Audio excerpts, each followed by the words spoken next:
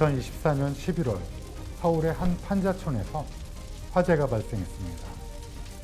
현장에 있던 9살 은별이는 연기로 가득 찬 방 안에서 의식을 잃은 채 발견됐습니다. 몸 곳곳엔 심각한 화상 흔적이 있었고 병원으로 이송된 직후 사망 판정을 받았습니다. 사인은 화염과 연기에 의한 손상. 하지만 이 죽음은 그날 불이 나기 전부터 이미 시작되고 있었습니다. 무엇이 이 아이를 그날, 그 시간, 그 집안에 혼자 있게 만든 것일까요? 이제부터 그날 이전에 이미 시작된 은별이의 위험 신호들을 하나하나 따라가 보겠습니다. 은별이는 할머니와 함께 살고 있었고 엄마는 지방에서 일하고 주말마다 은별이가 사는 집으로 올라오는 상황이었습니다. 사고 당일에는 할머니는 진료로 외출 중이었고요. 은별이는 혼자 집에 남아 있었습니다. 그날 낮 화재가 발생했고 아이가 대피하지 못했습니다. 지금부터 이 병원 기록들을 함께 살펴보겠습니다.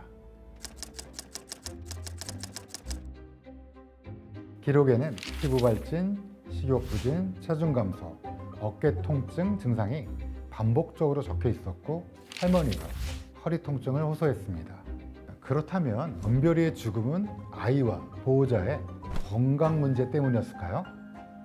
지금부터는 그 단서를 하나하나 다시 짚어보려고 합니다.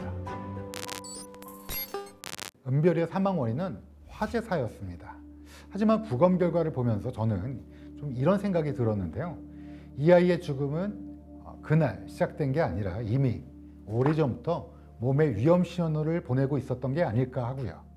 김희성 박사님, 부검 소견을 통해 확인된 내용을 살펴보면 그런 신호로 해석될 수 있는 부분이 있었을까요?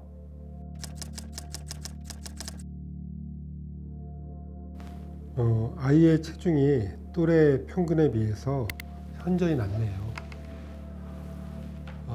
이러한 신체적인 상태는 단기간에 나타난 것이 아니라 영양 섭취가 오랫동안 불균형했거나 전반적인 돌봄이 부족했음을 보여주는 지표로 해석할 수 있습니다. 그렇다면 결국 아이의 몸은 이미 오래전부터 위급함을 말하고 있었다고 볼 수 있겠네요. 그런 몸의 신호 외에도 생활 환경이나 주변 기록에서 위험 요소들이 드러났다고 제가 들었는데요. 예, 맞습니다. 이 가정이 그 서울 외곽의 그 판잣집에서 거주를 하고 있었고요. 난방이 제대로 되지 않았고 또 보호자인 할머니가 고령에 또 지병도 있으셔가지고 아마도 기본적인 돌봄이 제대로 이루어지지 않은 상황이었습니다. 돌봄의 공백이라고 본다면 이게 일시적으로 발생한 게 아니라 이미 꽤 오랜 기간 누적적으로 이런 상황이 발생하고 있었다는 게 확인이 되고 있습니다. 이 죽음은 하루아침에 일어난 일이 아닌 걸로 보이는데요. 김혜성 박사님, 근데 이런 기록들을 시스템 차원에서 위험 신호로 좀 감지를 하고 연기할 방법이 없을까요? 정보는 분명히 있었고 병원 진료도 했고 그런데 그 정보가 그저 그 병원 시스템 안에만 머물러 있었던 겁니다. 의사는 아이의 증상을 보고 필요한 처방을 했을 수 있습니다. 하지만 문제는 그 신호들이 서로 연결되지 않았다는 데 있습니다. 식욕 부진이나 체중 감소 같은 단일 증상만으로도 복지 체계로 연결되는 구조는 현행 제도상 없습니다. 여기서 안타까운 건 우리가 이 모든 걸 다 디지털로 기록을 하고 있었지 않습니까? 그럼에도 불구하고 아무도 이걸 미리 꺼내서 확인해 볼 생각을 못 했다는 거죠.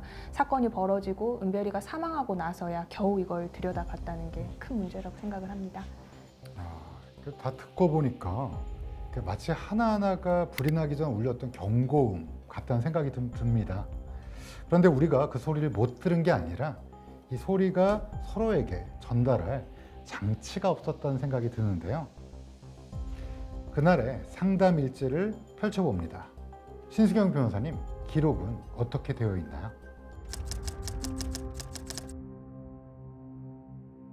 이 기록에 보면 조손가정 사례관리 개입의 한계, 복지 서비스 요건에는 부합하지 않음이라고 적혀 있습니다.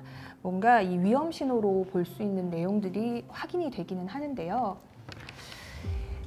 이게 가장 좀 안타까운 지점입니다. 이게 문제가 있다는 걸 어쨌든 이 상담일지 상에서도 확인은 했다는 것이잖아요. 그런데 경고음이 울린 거잖아요. 그렇습니다. 그럼에도 불구하고 이런 반복적인 위험 신호가 있었음에도 개입을 하지 않았다. 무엇이 문제일까 생각을 하면 현행 제도상으로는 이제 국가나 제도가 개입할 수 있는 일정한 기준이라는 게 있는데 그 기준에 부합하지 않으면 이제 지원을 하지 못하는, 지원의 필요성이 있음에도 불구하고 개입을 할 수 없는 그런 한계가 있다. 이게 어떻게 보면 정책의 사각지대다라고 볼 수 있습니다. 너무 개인적으로는 너무 안타깝네요. 중요한 점은 제가 보기에도 여기 그 상담 기록이라는 게 남아있다는 그 사실 자체가 현장에서는 무언가 좀 이상하다라는 그 신호를 감지하고 있지 않았나 하는 그런 증거라고 봅니다. 하지만 그걸 시스템에서는 아마도 기준 미달이라고 판단해서 받아들이지 않았고 명백한 경고를 묵인한 채 아이를 다시 그 자리에 남긴 셈이 되었습니다. 복지 현장도 병원도 행정도 각자의 역할은 했다고 말할 수 있지만 그 조각들을 연결해서 하나의 위기로 보는 그러한 시선은 어디에도 없었습니다. 그렇게 아이 한 명이 도움을 받지 못한 채 남겨졌습니다. 이게 실제 그 주민등록 주소도 은별이가 살고 있는 거주지와는 달랐습니다. 이게 아이 존재 자체가 행정상으로는 그 실제 거주지에는 없는 아이가 되어 있었던 거죠. 그렇네요. 그래서 이 등본상의 주소를 기준으로 해서 행정 시스템은 움직이게 되어 있는데 만약에 이제 실제 등본상의 주소와 다른 실제 거주지에 아이의 위험이 발생했을 경우에는 사실 신속하게 대응하기가 어려운 시스템입니다. 이러한 구조 안에서는 사실상 이제 은별이 같은 아이 한 명쯤은 그냥 그 보호 체계 안에서 빠져나가 버리는 그런 구조인 것이죠. 은별이의 몸은 이미 위험 신호를 보내고 있었고 병원은 세 차례의 진료 기록을 남겼죠. 그리고 복지 현장에서도 분명히 복지 위기를 인식하고 있었습니다. 그런데 이 모든 정보가 각자의 자리에서만 존재했다고 보이고요. 사회 안전망에서 아이의 위험을 감지하는 방식으로는 연결되지는 않았다고 보이는데요. 제가 생각하기에도 이 제도를 정말 제대로 운영을 하려면 각 분야의 전문가들이 함께 모여야 한다고 봅니다. 왜냐하면 아동 사망이라는 건 절대 단일한 원인으로만 생기는 게 아니거든요. 아동 사망 사건이 발생하면 항상 가족, 특히 보호자에 대한 책임이 집중이 되는 경우가 많습니다. 엄마는 왜 같이 살지 않았을까? 할머니는 아이를 왜 혼자 두고 나갔지? 뭐 이런 질문을 계속 하는데 사실 이 질문은 반대로 되어야 합니다. 이 가족은 왜 이 상황에 이럴 수밖에 없었는지로요. 사실 할머니가 병원에 가느라 아이를 혼자 둔 것뿐만 아니라 아이의 몸 상태가 안 좋았고 또 영양 상태도 나빠진 것은 어찌 보면 방임이라고도 볼 수 있습니다. 하지만 이 할머니 역시 오랜 지병을 앓고 있었고 난방도 제대로 안 되는 좁은 판잣집에서 아이와 함께 극심한 빈곤 상태로 살아가고 있었습니다. 아이를 제대로 돌볼 여력도 의료적 도움을 받을 수 있는 방법도 없었습니다. 개인에게만 책임을 묻는 방식으로는 아무것도 바뀌지 않습니다. 결국 이건 개인의 잘못을 넘어선 구조의 실패입니다. 저는 항상 이제 부검을 하면서 이런 생각을 해요. 무엇이 이 사람을 죽게 했는가? 근데 보통 사람들이 개인을 지목하는데요. 실제로는 그 죽음은 수많은 누락과 단절이 만든 거란 생각이 지금 들고 있는데요. 누군가는 몰랐고 누군가는 봤지만 연결할 수 없었고 누군가는 경직된 기준 때문에 물러서서 발생한 그런 죽음이 아닌가 이런 생각이 듭니다. 그렇기 때문에 저 역시도 이 죽음을 하나의 사건으로만 끝내서는 안 된다고 생각합니다. 우리가 놓쳤던 구조, 죽음에 이르기까지 한 번은 우리가 멈춰서 고민해 봤을 수 있을 지점, 그리고 이걸 반복하지 않기 위해서는 우리가 어떻게 시스템이 달라져야 할까, 그런 것들을 검토해 보아야 된다고 생각합니다. 네, 좋은 말씀 해주셨는데요. 우리는 오늘 그 한 아이가 죽기까지 어떤 신호들이 있었는지 또 어떻게 그 신호들이 연결되지 못했는지를 살펴봤습니다. 의료 기록은 분명히 있었고 복지 상담도 있었고 또 행정의 틀 안에서 일부 정보는 존재했지만 아이가 거쳐온 곳들에는 그 아이가 처한 위기의 전체적인 모습을 조망할 수 있는 그런 시스템은 분명히 없었다. 이런 생각이 드는데요. 예, 그렇습니다. 마치 커다란 코끼리의 팔, 다리만 만져보고 그 모습으로만 코끼리의 모습을 떠올리는 것 같달까요? 이게 아이가 겪고 있는 이런 하나하나의 위기들을 단편적으로만 파악을 하고 전체적으로 조망하지 못한 문제가 있다고 보여집니다. 저도 이제 현장에서 아이의 돌봄을 담당하고 있는 각 기관들이 정말 열심히 각자의 책임을 다하고 있는 모습을 봅니다. 그런데 정작 아이의 생명에게 가장 필요한 조치를 그때 놓치는 경우를 너무나도 많이 보면서 안타까워했습니다. 그러니까 각자는 다 열심히 하시는데 이게 연결이 안 되는 게 너무 큰 문제군요. 네, 그렇습니다.